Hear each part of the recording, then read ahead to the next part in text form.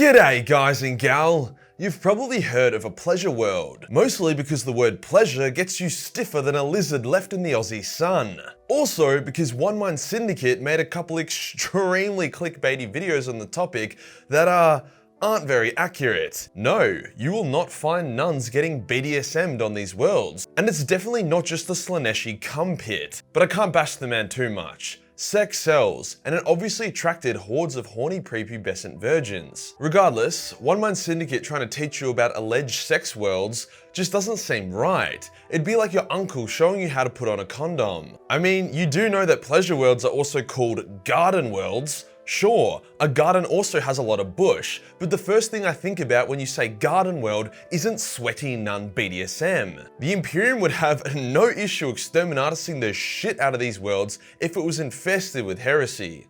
Before we get started, I've crunched the numbers, and despite only having 2% of my audience being chicks, or at least putting their gender down as chicks, that's still nearly 5,000 gals. So I'm thinking, how, with a clear conscience, do I promote the Lawnmower 4.0 from Manscaped? Like, if I talk about how nice and clean shaven my balls are, or how I haven't nicked Majorkill Jr. for the entire time I've been using this, I feel like girls would just get so jealous. But then I realized, silly Majorkill, girls have balls as well. So I am happy to tell my entire audience that the Perfect Package 4 is essential for each and every one of you. The lawnmower is the star of the show, but the ball deodorant is a godsend for eliminating stanky dick, and the ball reviver, yeah, I'm not 100% sure what that actually does yet, but I still spray it downstairs. Maybe it'll come in handy if I ever need to perform necromancy or some shit. If you want to get in on the clean shaven, nice smelling fun, then use my link and code Majorkill below.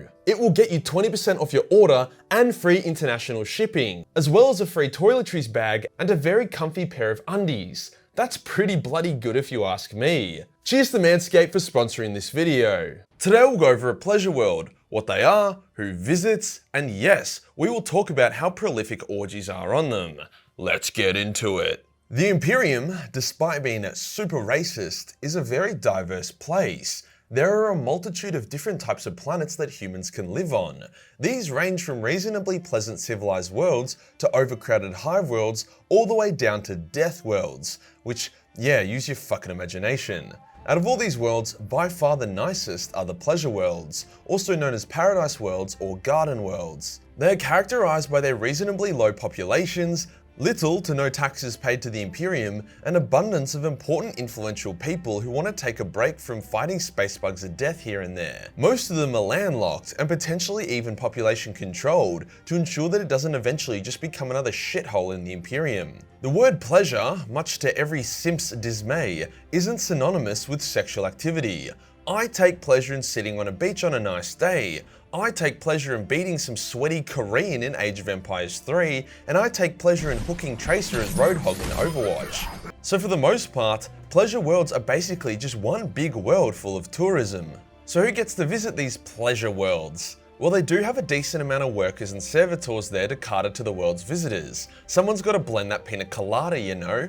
Beyond them, members of the Navigator houses, which are those dudes that look like Tien from Dragon Ball Z if he had bone marrow cancer, frequently visit these worlds. After all, their job is to literally peer into hell, so it's no surprise that they could use a break here and there. Planetary governors are also allowed to visit because they're rich as fuck. High-ranking members of the ecclesiarchy have access. After all, hanging out with choir balls all day can be exhausting. High-ranking members of the ecclesiarchy also have access. After all, hanging out with choir boys all day can be exhausting. It's not really set in stone who can and can't come. Imperial commanders, high-ranking administratum members, and even rogue traders can come and go. If you're in the top, 0.01%, you can come. That's the gist of it. As such, pleasure worlds are the ultimate place for networking. Rogue traders can talk to some of the most influential commanders over a massage and some Mai Tais. Members of the ecclesiarchy can gain friends with the administratum simply by being on the other end of a spit. Here is where the sex part of the pleasure worlds comes in. You've got a world that's barely regulated, out of public view, and full of rich dudes and dudettes on holidays. A lot of stressed out rich dudes and dudettes. Obviously, people gonna fuck. They're gonna do drugs, they're gonna have orgies, but like fuck man, Slaanesh doesn't own the patent to MDMA. Just because you double team some chick with your boy doesn't mean you're a sinner or that Slaanesh is gonna eat that ass. It just means you're living your best life. There is no rule in the Imperium about not being allowed to have mad sex. Yes, sometimes this does go too far, and there have been hidden Slaaneshi pleasure cults on pleasure worlds, but these are extremely minor and unimportant. Like there has never been a successful Chaos Uprising on a pleasure planet, if any uprising at all. All pleasure worlds that have been destroyed by external forces, i.e. a Tyranid Hive Fleet. To make matters harder for Slaanesh, Inquisitors also need a break here and there, and can kick back on pleasure worlds. Pretty sure if an Inquisitor was halfway through an orgy, and some bitch suddenly grew a crab hand and railed a kilo of cocaine in one go, he would be like, bang! You know what I mean? Just because a world is given a bit more freedom doesn't mean the Imperium won't curb stop the living shit out of it if it gets out of line. Pleasure worlds aren't just cheeky barley getaways for the rich and powerful. They often host native populations that are uniquely gifted in very niche areas. See, in the grim darkness of 40k, people are fucking stressed out. There is a lot of shit to deal with. It gives them a very narrow-minded, pessimistic perspective. However, on Paradise worlds, shit is chill. People can explore their feelings and talents with an open mind. There is no hard labor, so they can dedicate their life to something beyond war. As such, natives of pleasure worlds are readily recruited by the Imperium to act as envoys and diplomats. They are so chill that they can literally change the mood of everyone in a room. Imagine people from North Korea meeting a less brain-dead version of a surfer from Noosa. Other natives of pleasure worlds dedicate their life to enlightenment and martial arts, hence if you're looking for some Shaolin monks in 40k, this is the place to find them. The point is that a pleasure planet is so different from the rest of the Imperium that they create different types of people that can be a huge asset. How common are these special worlds? Well, pretty fucking uncommon. Despite exporting talented individuals, they are kinda useless in the grand scheme of things. In times of crisis, they don't have armies or factories to make weapons with.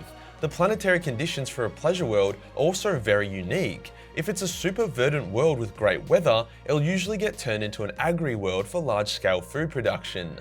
It's only when the world is filled with insane natural wonders as well as poor climate for food growing that they would allow it to become a pussy pad. We only really know about just over a dozen of them, with nearly half of those already wiped out. The Rapture was a paradise world that got eaten by a splinter fleet of Hive Fleet Leviathan. Calithian was a former Exonite world turned pleasure world that got curb stomped by some Cornite demons. Erudis got bombed by the forces of Nurgle, which never ends well, whilst Dawnbreak was attacked and retaken by the Elder.